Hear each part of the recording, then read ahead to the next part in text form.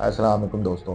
नाज़रीन, आप लोग जानते हैं कि गुज़िश्ता हफ़्ते एक कश्ती हादसा पेश आया था जिसमें यूनान के समंदर में कश्ती डूब गई थी और उसमें 40 पाकिस्तानी अपनी जान से हाथ धो बैठे थे। अब जो इसका मरकज़ी मुलज़िम था उस्मान, ये पुलिस के हाथ आकर भी फ़रार हो चुका है। ये एक बड़े अफ़सोस की बात है नाज़रीन। ये उस्मान जज्जा था जो कि 40 पाकिस्तानियों का कातिल था और करोड़ों रुपया इन लोगों से ले चुका था, इनके साथ फ्रॉड किया, इनकी जानों से खेला और यकीनन मैं पूरे दावे के साथ आप लोगों को ये कह सकता हूं कि ये सिर्फ इन 40 लोगों का कातिल नहीं था।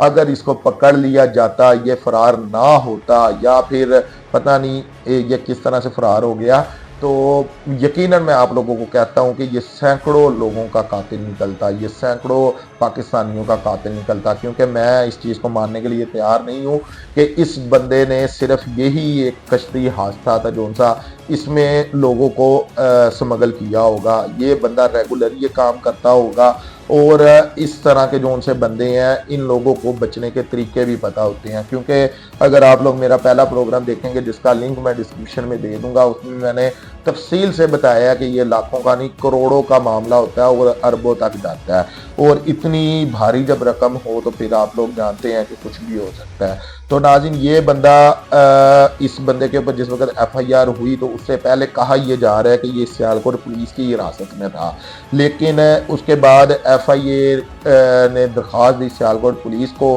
कि जब इसकी ज़मानत हो जाए तो इसको हमारे हवाले किया जाए। सियालकोट पुलिस ने ऐसा नहीं किया और ये बंदा फरार हो गया। यकीनन इस तक सारी इंफॉर्मेशन पहुंच चुकी होगी और इसको फिर फरार करवाया भी गया होगा। लेकिन अगर हम सियालकोट पुलिस की बात करते हैं तो उनका कहना है कि जो ये उस्मान जज्जा है, ये मैं आप लोगों को बता देता हूं कि सियालकोट पुलिस का कहना है कि इन्हें जुबानी आगाह किया गया था, तहरीरी तौर पर नहीं, इसलिए इसे गिरफ्तार नहीं किया गया। एफआईए कानून के मुताबिक उस्मान जज्जा के खिलाफ कश्ती हादसे का मुकदमा 17 दिसंबर को दर्ज किया गया था। मुकदमे में उस्मान जज्जा की बीवी को भी नामजद किया गया था। मामले पर डीपीओ सियालकोट से बात हुई। अब नाज़रीन, इस बंदे को फिर सारी अंदरूनी कहानी पता लग गई होगी या बता दिया गया होगा। तो ये जो 40 पाकिस्तानियों का कातिल है ये पुलिस के हाथ आकर भी फरार हो चुका है।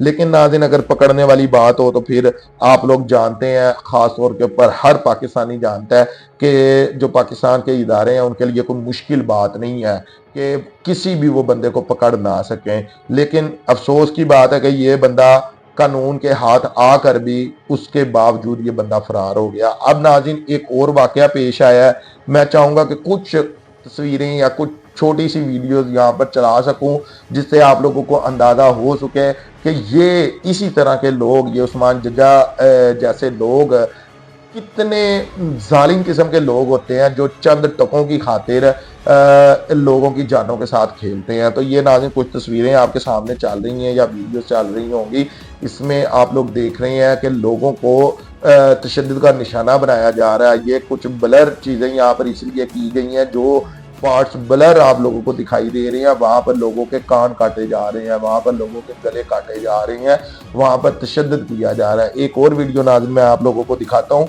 ये जो उनकी वीडियो है, गर्म पानी, एक बंदे के मुंह के ऊपर कपड़ा डालकर उसके फेस के ऊपर गर्म पानी डाला जा रहा है जो ये बर्तन है इसके जरिए से। अब ये सब कुछ क्यों किया जा रहा है और ये वाकया क्या है? तो नाज़रीन, ये गुजरांवाला के कबड्डी के प्लेयर हैं, 4 नौजवान है। इसने इंसानी स्मगलर के हत्थे चढ़ गए, यानी कि इन्हें भी शौक चढ़ा था गैर कानूनी तरीके से दूसरे मुल्क जाने का। तो मुराली वाला का मारूफ कबड्डी प्लेयर अब्दुल रऊफ उर रूफी मेतला समेत 4 जवानों ने कनाडा जाने के लिए भारी रकम दी। इंसानी स्मगलर ने नौजवान को ईरान में अगवा करके शदीद तशद्दुद का निशाना बनाना शुरू कर दिया, यानी कि ये बंदे कनाडा जाना चाहते थे गैर कानूनी तरीके से, जिसको हम लोग कहते हैं डंकी लगाकर, तो ईरान के रास्ते में। और ये लोग जितने भी अगवा होते हैं ये ईरान या तुर्की या यूनान के रास्ते में अगवा होते हैं और इनके साथ कोई हादसा भी पेश आता है तो इन इलाकों में आता है। जब इन इलाकों से ये लोग आगे गुजर जाते हैं ना तो फिर ये अपनी मंजिल तक पहुंच जाते हैं। जो कुछ भी इनके साथ होना होता है, कश्ती डूबनी होती है, अगवा होना होता है, अगर फोर्सेस के हाथों मरना होता है तो इन्हीं इलाकों में इनके साथ ये सब कुछ होते हैं। क्योंकि यहाँ से जो एजेंट भेजता है ना, जो एजेंट पाकिस्तान से भेजता है उस एजेंट के राब्ते होते हैं। ईरान के इर्द गिर्द, बॉर्डर के इर्द गिर्द पर जो दहशतगर्द मौजूद है। अब यहाँ पर नाज़रीन एक सवाल पैदा होता है कि जब इन इंसानी स्मगलरों के राब्ते दहशतगर्दों के साथ मौजूद है, तो फिर इनके खिलाफ सख्त कार्रवाई क्यों नहीं की जाती? जब जाहिर सी बात है ये लोग बंदे अगवा करवा रहे हैं उनके हाथों, जो बंदे बहुत सी इस तरह की वीडियोज है जिसमें दिखाया गया है कि गर्दनें उतार देते हैं लोगों की। उनकी वीडियोस क्यों बनाते हैं? उनके घरों पर उनकी वीडियोस भेज रहे हैं, उनको दिखाया जाता है किस तरह तुम्हारे बच्चों को टॉर्चर कर रही हैं, किस तरह वो उनकी ज़िंदगी है वो मुश्किल में, उनकी ज़िंदगी को सख्त खतरा है। अगर हम लोगों को इतना पैसा ना भेजा तो हम लोग इनको मार देंगे। तो जिस तरह की वो वीडियोस बनाई जाती हैं, शायद आप लोग देख भी रहे होंगे, क्योंकि ये जो वीडियोस हैं ये यूट्यूब की पॉलिसी के खिलाफ है। तो अगर आप लोग कुछ वीडियो यहाँ पर देख रहे हैं तो उसमें आप लोग अंदाज़ा लगा सकते हैं कि ये वीडियो जब उनके घर वालों, उनके फैमिली वालों के पास गई होंगी तो किस तरह वो लोग तो अपना सब कुछ बेचने के लिए भी तैयार हुए होंगे। और ये चीज़ ये लोग जानते हैं जो इस इंसानी स्मगलर होते हैं। तो नाज़रीन, जब इन लोगों के रास्ते दहशतगर्दों के साथ हैं और बड़े बड़े दफ्तर बनाकर ये लोग यहाँ पर बैठे हुए हैं, तो फिर क्यों इनके खिलाफ ऐसा एक्शन नहीं होता जो सच में दहशतगर्दों के खिलाफ किया जाना चाहिए? तो नाज़रीन, इन लोगों को उन्होंने पकड़ लिया, वहाँ पर फिर इनकी वीडियोस बनाई गई। इनकी वीडियो बना के ना सिर्फ इंटरनेट के ऊपर अपलोड की गई बल्कि इनकी फैमिली को भी भेजा गया और इनसे कहलवाया गया कि हमारे पर जिस तरह का ये तशद्दुद कर रहे हैं हमें मार देंगे, इनको इतना पैसा दे दो। अब यहाँ पर आप लोग एक और बात सोचें, वो पैसा किसको देना है? यहाँ से बंदा ईरान जाएगा पैसा देने के लिए? नहीं, इन्हीं एजेंटों को देना है।